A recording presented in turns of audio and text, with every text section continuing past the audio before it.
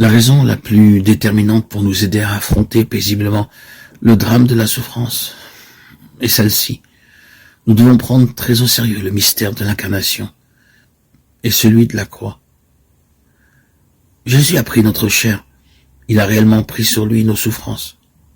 Et en toute personne qui souffre, il y a Jésus qui souffre.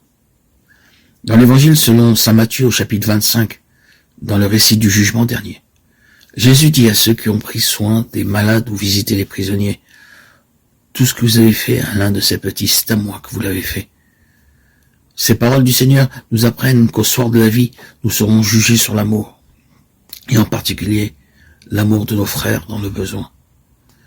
C'est une exhortation à la compassion. Mais ces paroles de Jésus ne nous invitent-elles pas aussi à reconnaître ses traits, sa présence dans tous ceux qui souffrent?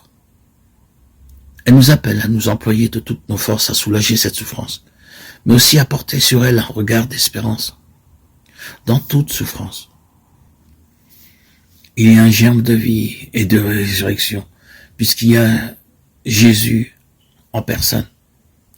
Si face à une personne qui souffre, nous avons cette conviction que c'est Jésus qui souffre en elle, qui en elle complète ce qui manque à sa passion.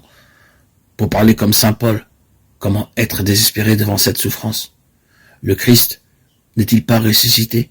Sa passion n'est-elle pas rédemptrice? Ne vous affligez pas comme ceux qui sont sans espérance. 1 Timothée 4,13. Le motif le plus fréquent de perte de la paix intérieure,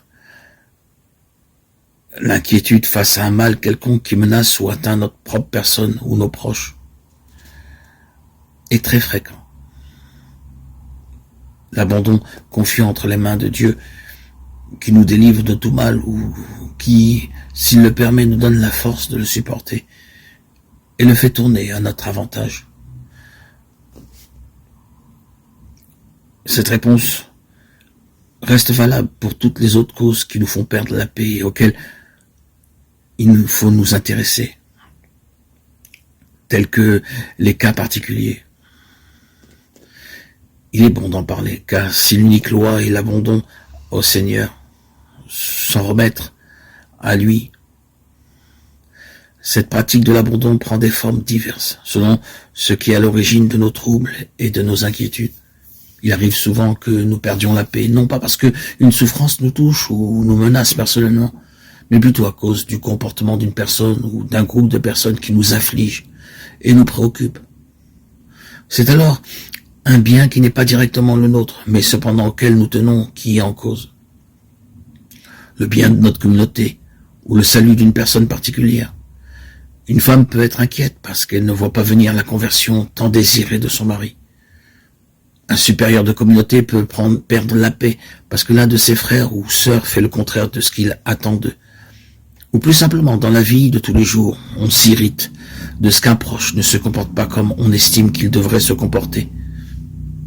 Que d'énervement dû à ce genre de situation. La réponse est la même, la confiance et l'abandon.